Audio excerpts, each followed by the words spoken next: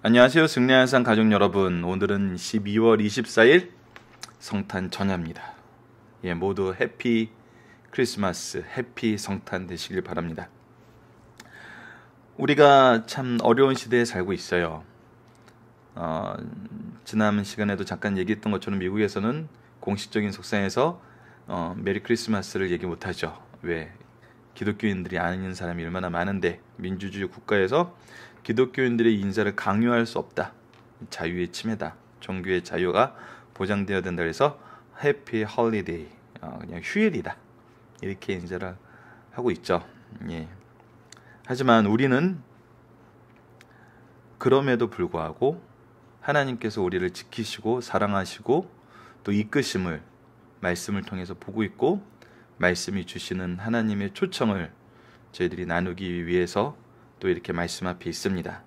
우리 승리한산 모든 여러분들에게는 언제든지 자유롭게 예수님의 탄생을 축하하는 이 해피 크리스마스, 메리 크리스마스의 이 시간이 되기를 기도하고, 또 이렇게 자유롭게 인사할 수 있음을 하나님께 또 감사하며 하나님의 영광을 찬양하는 그런 시간이 되었으면 합니다.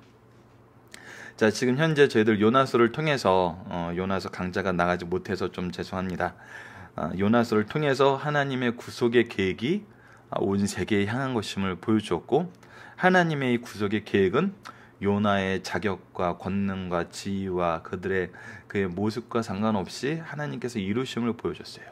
하나님의 절대적인 주권과 하나님의 계획은 인간에 의해서 무너지지 않고, 또 하지만 그의 사랑은 무엇을 보여주죠?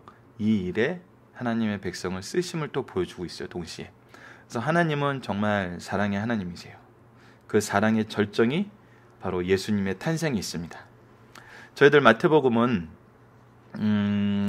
승리한 삶 이 내용은 발행이신 박유일 목사님의 구속사로 조망한 성경 연속 강해집 마태복음 1, 2, 3, 4권에 의해서 편집되어 있고요.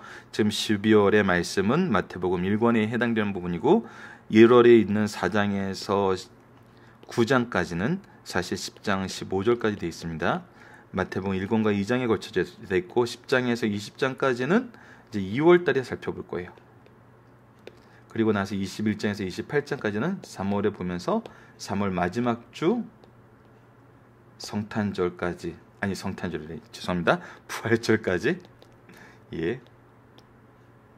인터넷 방송의 묘미는 이런 거죠. 실수를 그냥 포함하고 방송을 한다는 거 양해 부탁드립니다.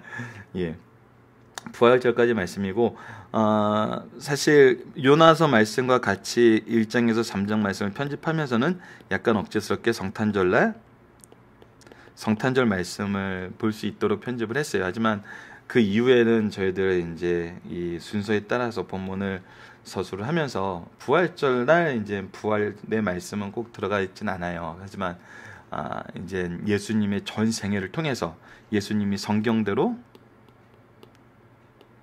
나시고 사시고 죽으시고 장사되시고 부활하시고 승천하신 이 저희가 구속사에 대해 설명했던 6가지 모습, 그리고 앞으로 반드시 이 모든 것을 이루신 신실하신 하나님이 약속대로 어떻게 하신다?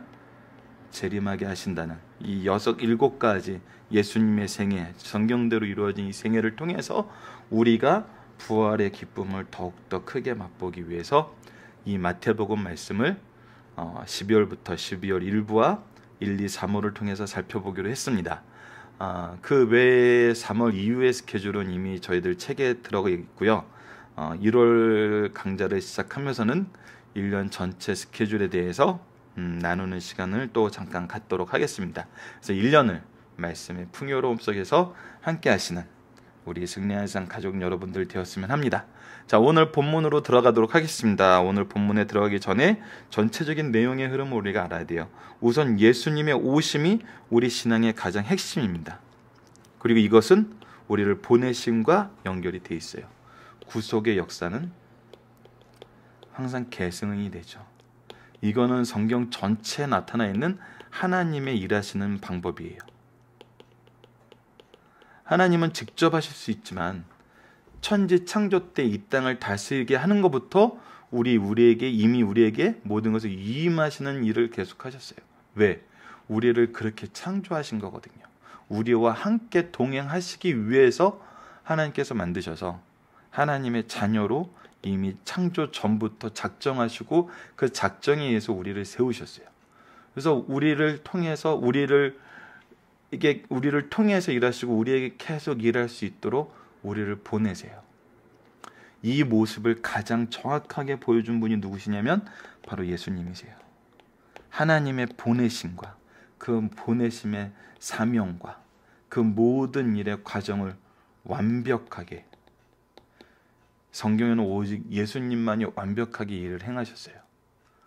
그런데 우리가 더 감사한 거는 뭐죠? 우리는 여전히 불완전해요. 여전히 죄인이에요. 근데 하나님께서는 예수님을 통해서 우리의 구원을 이루시고, 우리 요한복음에서 이미 살펴봤던 것처럼 나보다 더 큰 일을 하게 하시겠다는 예수님의 약속대로 우리는 지금 이 구속사역에 놀라울지만치 사용받고 있어요. 속된 사람은 이렇게 얘기를 하게 하죠. 예수님은 12명의 제자밖에 없었지만 우리는 수백 명의 제자를 거느리고 있습니다. 이거는 단순히 이 글자를 이제 너무 글자 그대로 해석했는데, 이런 분들이 되게 하시는 것은 교만의 말이 아니에요.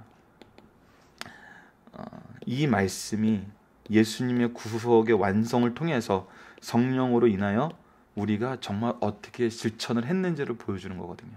그래서 우리는 모두가 이 일에 쓰임을 받게 돼요. 예수님을 통해서. 그래서 세례 요한이 죽었을 때 선지자 중에 가장 큰 자라 그랬지만 나중에는 작은 자들도 이보다 더 큰 일을 한다고 그랬잖아요. 더 크다 그랬잖아요.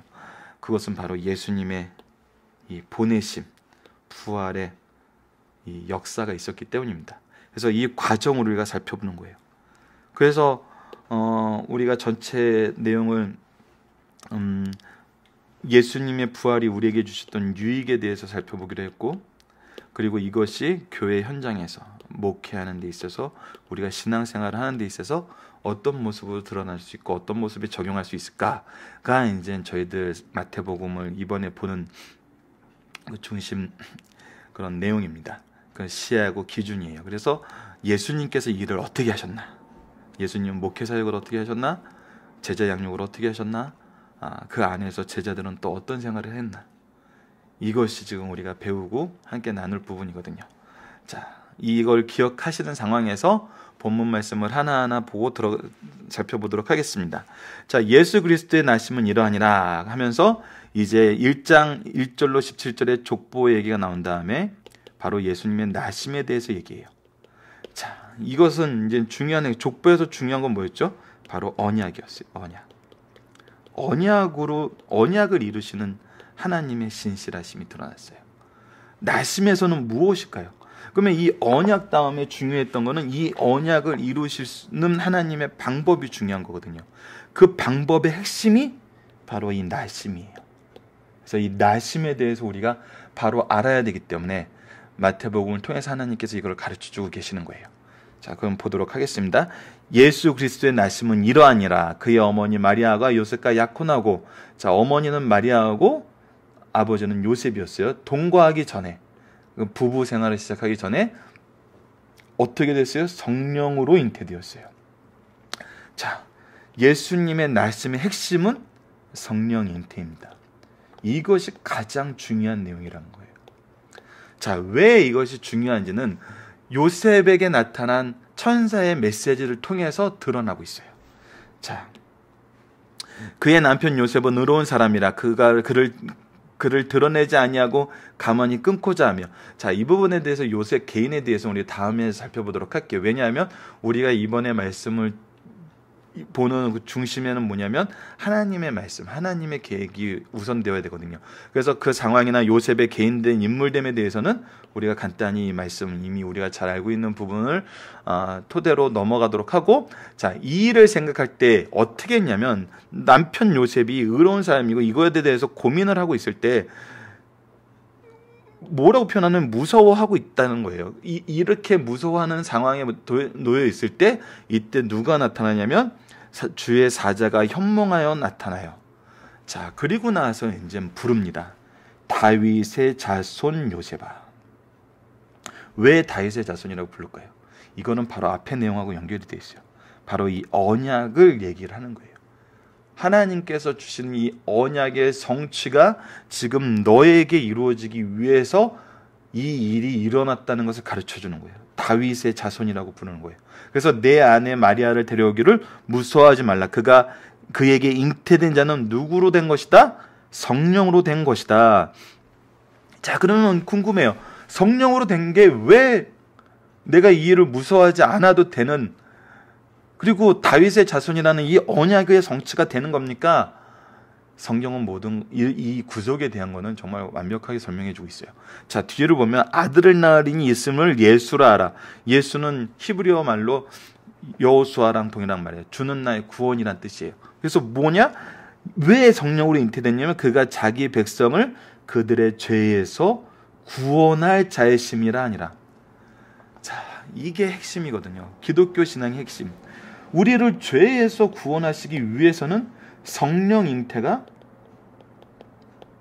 반드시 있어야 된다는 거예요. 왜? 하나님의 공의와 하나님의 신실하심은 이 죄의 문제를 어떻게 해결하시냐면 값을 치른다는 건 이 죄의 문제에 대해서 대신 누군가에게 전가시킨다는 거예요. 근데 이 전가시키는 이 사람이 이미 죄인이에요. 전가가 안 된다는 거예요. 그래서 무엇이 필요하다? 무죄하신 분이 있어야 된다는 거예요. 그것도 이 죄의 대가를 다 치르기 위해서는 어떤 상태가 된다? 인간의 몸을 입고 와야 된다.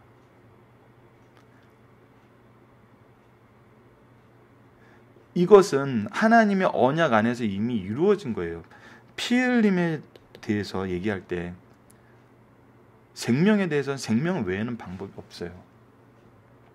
그래서 예수님이 이 땅에 오신 거거든요. 그래서 성령 잉태는 핵심입니다. 육체의 몸과 죄 없으심, 이것을 이루신 완벽한 하나님의 계획과 방법이 뭐였냐면 바로 성령으로 잉태된 거였어요. 이거는 창세기 3장 15절에 이미 나타났고, 이 15절 말씀을 근거로 아담이 자기 아내의 이름을 하와라, 모든 산자의 어머니라 이름 붙인 것 또한 이 내용하고 일맥상통하거든요. 육체의 몸으로 죄 없으신 대속의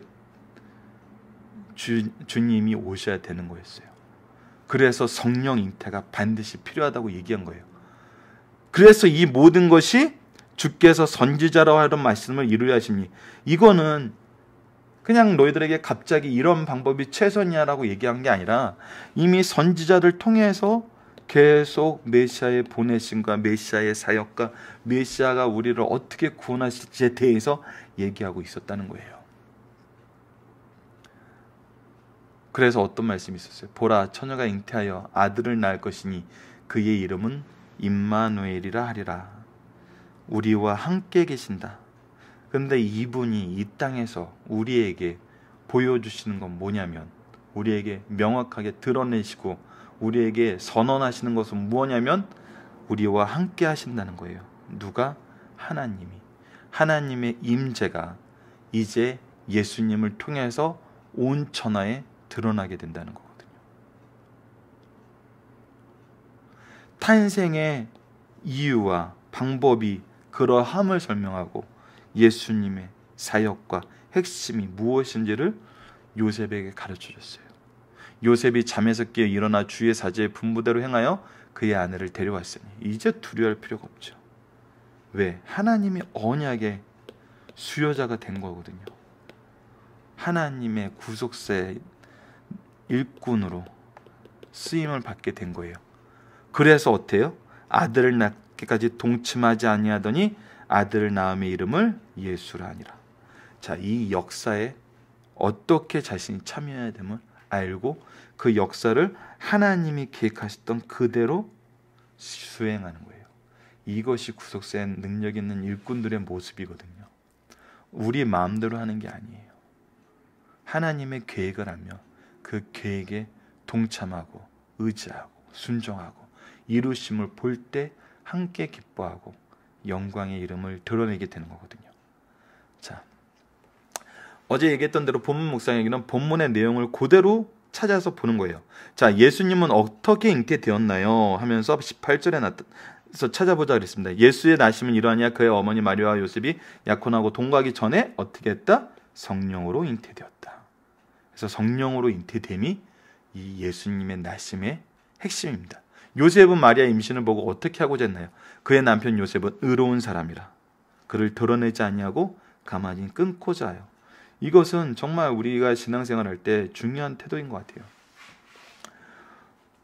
우리는 죄에 대해서 심판관이 되어서는 안 돼요.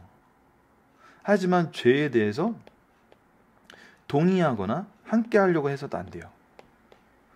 만약에 이것이 죄였다면은 요셉은 어떤 길을 선택했냐면 의로움으로 가만히 끊고자 했어요. 드러내려 하지 않았어요. 이것이 우리가 신앙생활하면서 가장 중요한 태도인 것 같아요. 이런 사람이었기 때문에 하나님께서 또 일을 맡기신 것 같아요. 왜? 반대적인 의미에도 동일하게 적용되겠죠. 그가 선한 일을 자신의 일처럼 드러내지 않는다는 거예요. 자, 이 부분은 이번에서는 뭐 이렇게 중요하게 여기지 않았던 부분이니까 넘어가도록 하겠습니다. 주의 사자가 요셉에게 알려준 소식은 무엇인가요? 자, 잉태된 데는 성령으로 일어난 것이다. 예수를 알아 백성을 죄에서 구원하실 것이라. 이것은 선지자의 말씀을 이루려 합니다. 엄밀히 말해서 이 아랫 말씀까지도 적용이 돼야죠. 그래서 아래 적어놨습니다. 임마누엘이라 알아. 이분은 하나님의 임재의 상징이고 임재의 실천이다. 하나님의 일이라는 거거든요. 그래서 요셉은 그 임마누엘은 뜻은 무슨 뜻입니까? 하나님이 우리와 함께 가셨다는 거예요. 구원자로 오신 그분이 우리와 함께 하신다는 거예요. 이 기독교가 사랑의 종교이고 기독교의 모습이 분명하게 드러나요. 세상의 구원자라고 소문난 사람들은 항상 군림했어요. 근데 예수님은 우리와 함께 하세요. 언제나 함께 하세요. 항상 내려오세요. 이것이 예수님의 모습이었고 또 우리가 가야 할 모습이죠. 함께 하세요. 아이들과 함께 해주시고 제자들과 함께 해주시고 내가 돌보아야 될 내 눈에 하나님께서 사랑의 대상으로 주신 그 모든 분들과 함께 해주세요. 그것이 하나님의 방법이거든요. 심판하려 그러지 말고 평가하려 그러지 말고 함께 해주는 것. 이것이 우리가 성탄절을 맞이하면서 우리 제자들과 자녀들에게 보여줄 모습, 또 하나님께서 우리에게 명령하신 모습이 아닌가 합니다. 자, 요셉은 이 일을 무엇을 기준으로 어떻게 행했나요? 주의 사제의 분부대로 행하였어요. 자, 복음 이제 중심 사상을 보도록 하겠습니다. 마태복음 예수께서 우리의 왕과 메시아 구주로 이 땅에 오시는 과정을 소개하고 있어요. 마태는 먼저 육체적인 혈통인 족보를 통해서 예수님께서 아브라함과 다윗의 자손을 출생하였음을 보여주고 그분이 구약에 예언된 분이고 예언의 성취임을 분명하게 얘기를 해주고 있어요. 언약대로 오신 분이에요. 이제 예수께서 다른 아브라함의 자손들과 그 출생이 다른 점을 알려주고 있어요. 그런데 달라요. 다른 점이 있어요. 무엇일까요? 마리아의 남편 요셉은 예수를 낳는데 상관이 없었다는 거예요. 즉 요셉이 예수를 낳지 않았음을 분명히 밝혀. 자, 아까 본문을 얘기할 때 설명 안 된 부분이 바로 이 부분입니다. 가장 중요한 거는 요셉이 어떠한 사람이었느냐를 설명하는 것보다 더 중요한 건 무엇이냐면 요셉이 예수님의 생물학적, 육체적 아버지가 아니었다는 거. 왜? 그러므로 인해서 신령한 혈통, 즉 성령으로 잉태된 참 하나님이시며 참 신이신 이 두 가지가 온전한 속성으로 가지고 계신 예수님임을 소개하려 한다는 거죠. 그리하여 예수께서 진정 완전하신 하나님이시며 참 하나님이시여 동시에 진정 완전하신 사람이 되셔서 이렇기 때문에 우리 죄를 구속하시는 구속주가 되셨음을 강조하고 있는 거예요. 그래서 요셉에 대해서 우리가 인간적인 관점에서 보는 것이 아니라 바로 이런 모습으로 하나님의 성령 탄생의 그 확실한 사실을 증명하는 모습으로 이 일이 있음을 우리가 살펴봐야 됩니다. 자, 성령께서 마태를 통해서 요셉이 예수님을 낳지 않았다고 분명히 지적하고 있다. 요셉이라는 사람은 그리스도를 칭하는 예수를 낳은 마리아의 정원한 남편에 불과하다. 예수님은 육신의 아버지 없이 육신의 어머니로부터 태어나 조상의 죄를 유전받지 않은 무지한 인간으로 오셨다. 그리고 우리의 구주, 대속물이 되셨음을 너무도 강하고 확실하게 가르쳐주는 말씀입니다. 이것은 기독교의 핵심입니다. 이것은 우리가 예수님의 탄생을 얘기할 때 항상 분명히 정확하게 전해야 되는 내용입니다. 성탄절에 항상 걱정이 되는 게 이 부분이 있어요.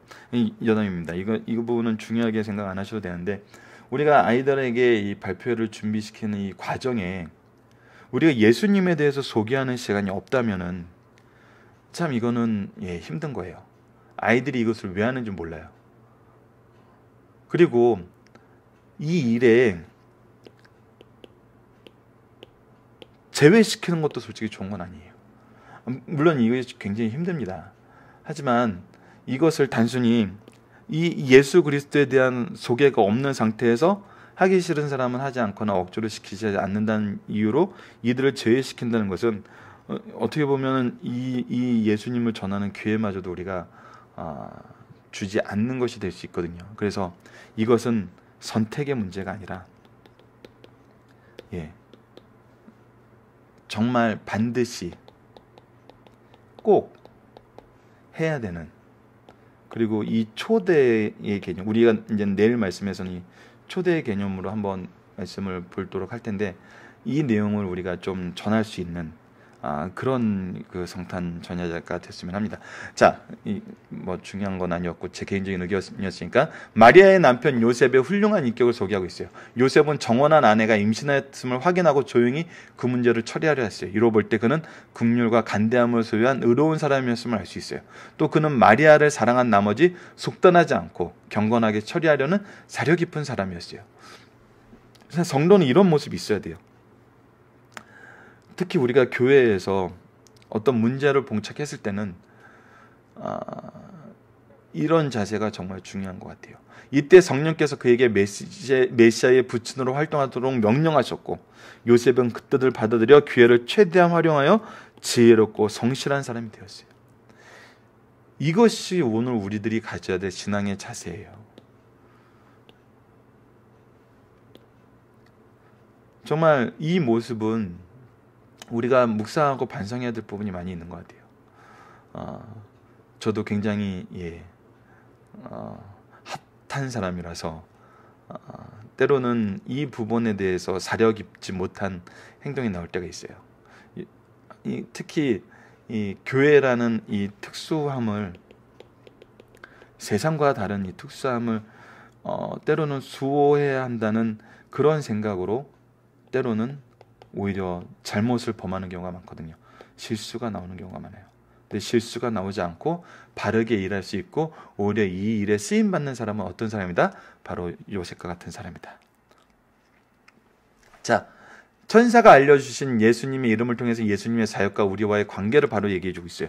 예수란 히브리어로 여호수란 말이에요.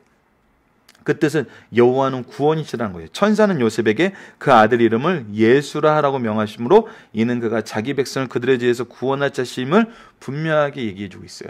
또 구약에 예언된 이름은 임마누엘이에요. 하나님이 우리와 함께 계시다는 뜻이에요. 하나님은 죄로 인하여 자신과 단절된 인간들을 자신이 보내신 아들로 하여금 속죄하게 하여 이제는 우리와 함께 하시겠다는 놀라운 소식을 전해주고 있어요.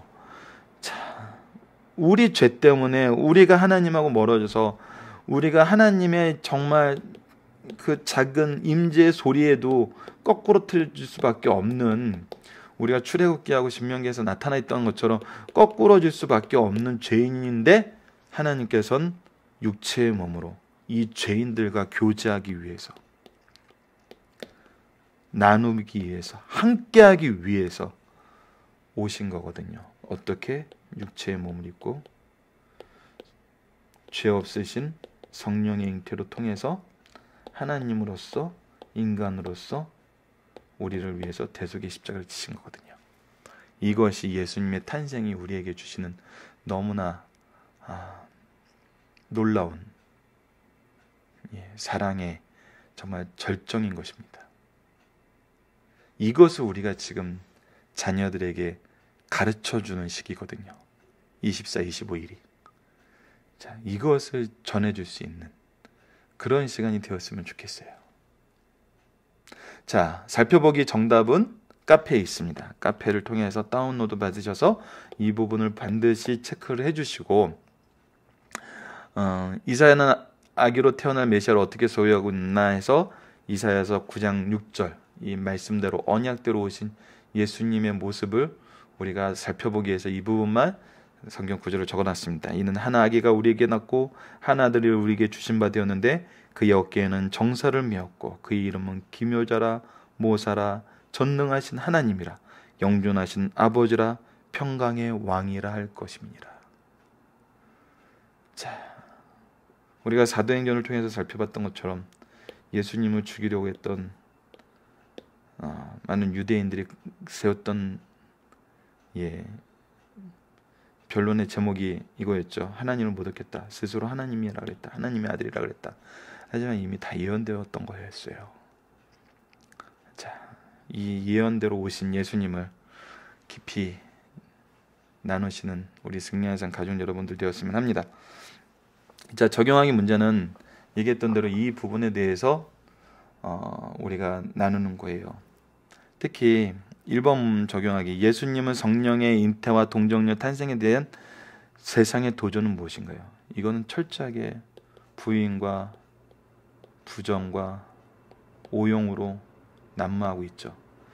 성령의 잉태는 세상에서 솔직히 제일 많이 듣게 되는 건 그거죠.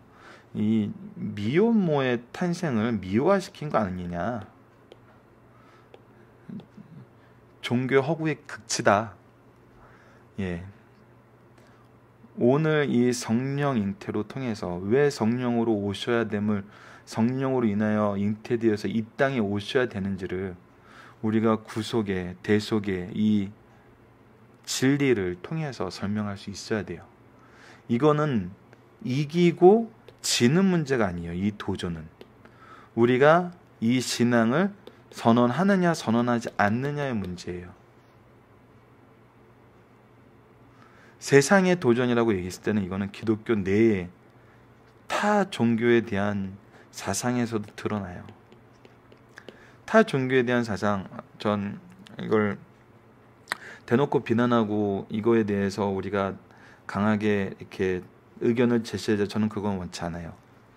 하지만 이 한 흐름은 우리가 기억하면서 왜 우리가 더욱더 진지하고 더욱더 분명하게 우리 전통 신앙을 우리가 계승해야 되는지, 왜 우리가 자녀들에게 이것을 바로 가르쳐 줘야 되는지. 얼마 전에 신문에서, 물론 요즘에 인터넷 신문이죠, 절에 이제 성탄 트리를 만들어 놨어요. 그리고 나서 옆에는 이제 동지하승과 이제 심한 데는 부처님까지도 이렇게 해놓고 같이 축하하자, 우리도 같이 축하할 수 있다 얘기하는데, 이 축하를 하는 근저 신앙은 뭐가 있냐면, 기독교의 메시아는 예수님이었던 것처럼 불교의 메시아는 부처라는 거예요. 그래서 너도 예수 믿어 천국 가고 우리도 부처 믿어 천국 간다는 거예요. 이것은 종교 통합이라는 내용으로 전 세계의 타 종교에서 성탄절을 축하하는 그런 신학적인 기반이 되고 있어요.